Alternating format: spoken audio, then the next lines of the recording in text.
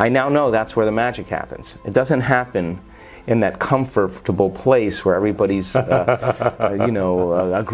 and we're going to move as a, I like to stretch them a little bit further, and when you do, there's this element that we have to acknowledge when your will starts to begin to become uncompromising, or your passion starts to get more focused, or you tend to make a decision in that moment that you are going to do this. There's a shift in energy when we do that, and after all these years, I now know that nobody changes until they change their energy, period. And when you change your energy, you change your life. And in getting people to stay there then, I think is what I'm truly passionate about. To be able to regulate internal states independent of the conditions in their external environment means they're beginning to master their environment. So they're less reactionary to their boss or to their ex. They're more present with their family and their friends. They tend to have happiness and joy for no apparent reason. Their body is releasing old neurological and emotional patterns. They tend to be freer in their expression. They think better. They see futures and dream of futures and create, and they tend to lead with their hearts more in their lives. And I think that's a new model of human evolution. I always say, look, I don't care that you stop doing the work. What I care about is when you start doing it again. And being defined by a vision of the future, the alternative is to be defined by the memories of the past. To fall in love with the future is so much more important than keep falling in love with your past. To romance a future is so much better than romancing the past. So I think that when people really start seeing the benefits of their efforts, now it becomes instrumental. It's no longer that there's a dread that they have to get up and create. They notice the magic in their life and they want to keep it going. So they're excited about doing it, they're excited about changing, and they show up to certain degrees unpredictable in their life, and people notice that. They're not reacting as much, they're not complaining as much, they're not as frustrated, they're not in a program, and when you're not in the program, you're in the unknown, right? And so people start to notice, hey, something different about you, and that means then that they belong to their future now more than they belong to their past. Because if they're in a program or a habit or they're emotional, they are in their past. So I love that because we're working now in our 7-day retreats on a whole nother level. And this is what I'm passionate about. Many of our students, many of our community, people in our community can very easily create heart coherence and sustain it for extended periods of time. Many of our students know how to change their brain waves, and they know how to sustain brain coherence, beautiful brain coherence, for extended periods of time. Not just have a moment, but they know how to stay in that zone, and we've worked on practicing that in our events. 4-day events, 4.5-day events, I see people break through. They're free, but they're not fully grounded in that state. When they return back to their lives and all of a sudden they start getting triggered in different ways, right. They lose the magic, right? So even though they're doing the work, they have to work a little harder. So, but many people, they make their way.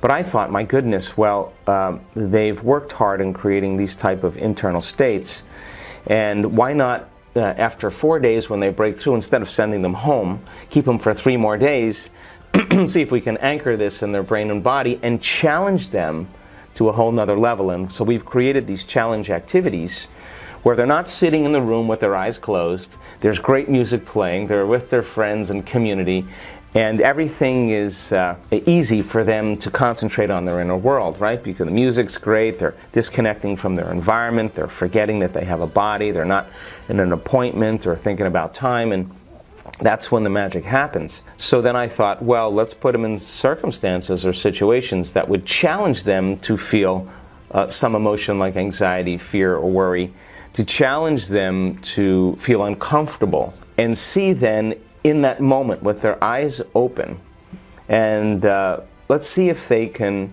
begin to settle down into the present moment and begin to change that stress response, change that emotional state right in that moment when your legs are shaking or your heart is racing.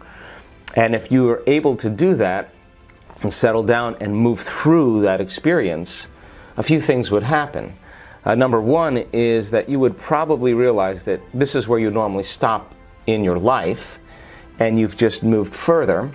When you return back to your life, similar situations come up, you may actually settle your brain and body down with your eyes open and be able to make that change and not go into a program, because I believe that we learn the most about ourselves when we're uncomfortable, and we learn the most about others when we're uncomfortable. So why not put them in uncomfortable situations and see if they're able to do that? Number 3, if you're standing on a post at 40 feet and the little frame that you're standing on is wobbling and your heart is racing and you're able to settle yourself down and be able to execute and move through it, you may perceive the things in your life as less threatening. You may relatively say, well, this was nothing after what I've just done. Number 4, energy and emotions, as you know, tend to be stored equally or more in the body as in they are in the brain.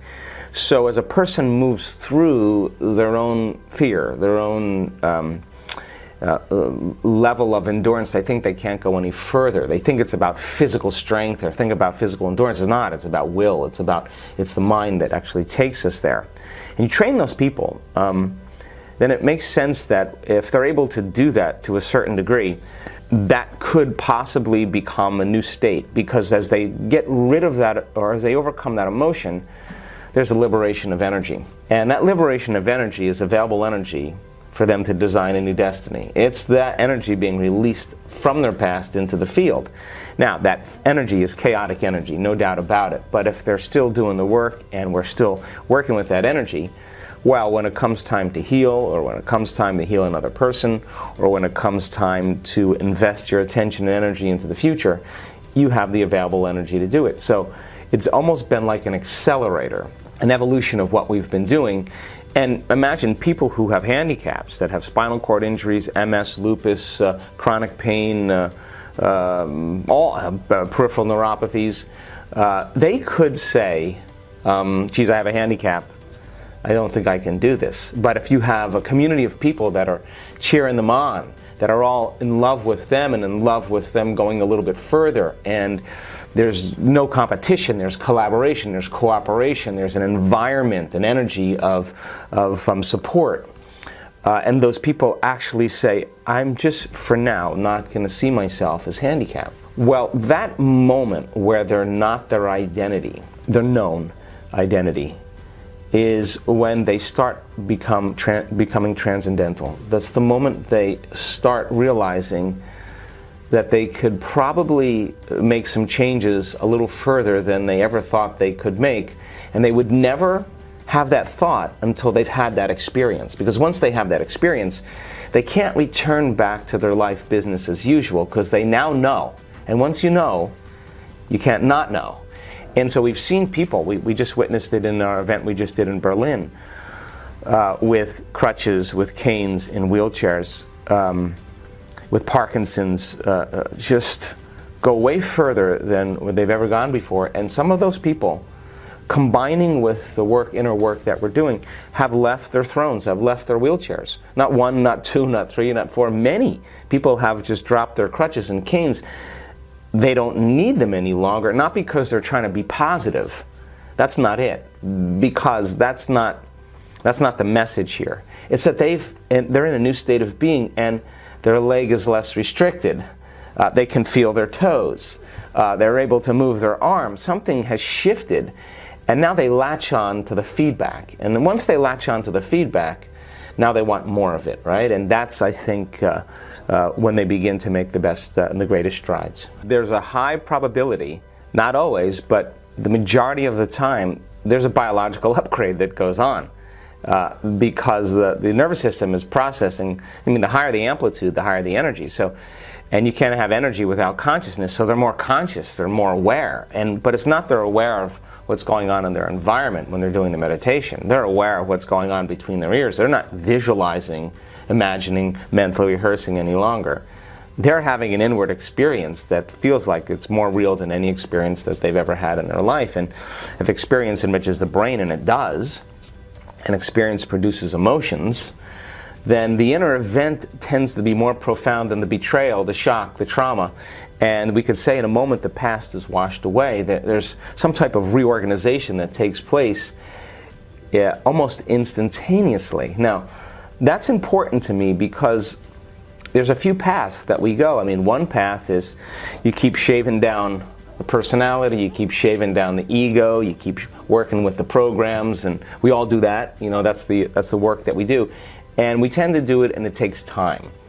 And because it takes time, it means we're a little bit more separate from that unified field that we can access. I think the hormones of stress endorse our senses, we become materialists, and then we experience separation. You know, separation is local space and time. But when people start to connect to the field and they give up their memory of their body, their personality, the things they own, the place they're sitting, the place they live, and time itself, they become pure consciousness. Now, time is created by a separation between 2 points of consciousness. There's me here, and then there's the door over there. And this is one point of consciousness, that's another point of consciousness. So I'm going to navigate in the three-dimensional world as a body local in space and time. I got to drag my body through space. I have to collapse space and I experience time. So people have their dreams, their goals, they have the things they want, and it takes time. We come back to the three-dimensional world. The environment is the same, the home is the same, you know, everything is the same, and we have neurological networks in our brain that correlate with everything known in our life, all the people, the things, the places. So then the environment tends to regulate how we think and feel. So there's a little bit of a battle. It takes time for us to shave down some of those things. And we see it. We see people with all kinds of health conditions. It takes them a few years. They're uncompromising. They arrive, but it's taken them time. Well, what we're seeing now is that when we start seeing these amplitudes of energy, and we can actually many times predict when it's going to happen, that there is, as a consciousness, they're no longer their body living in an environment and living in time.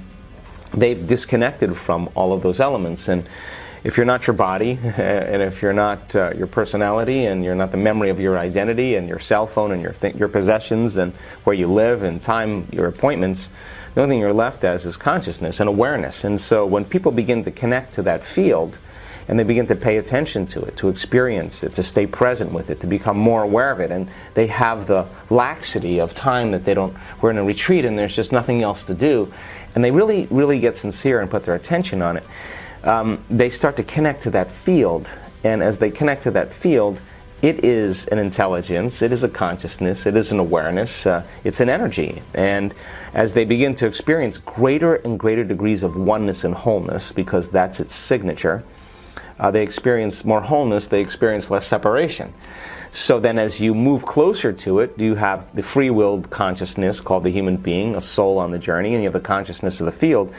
And as you begin to close the gap between 2 points of consciousness, you close time as well. So we start to see the healings happening in a shorter amount of time because they're more connected to that field. Now, that's important because it's not matter at this point that's changing matter. It's energy that's changing matter. It's the field. And as people begin to connect to that field, it begins to organize or reorganize matter in a biological upgrade in a very short amount of time because there's less separation between the consciousness as the individual and the consciousness of the field, or the energy of the field. And people are just getting better at it.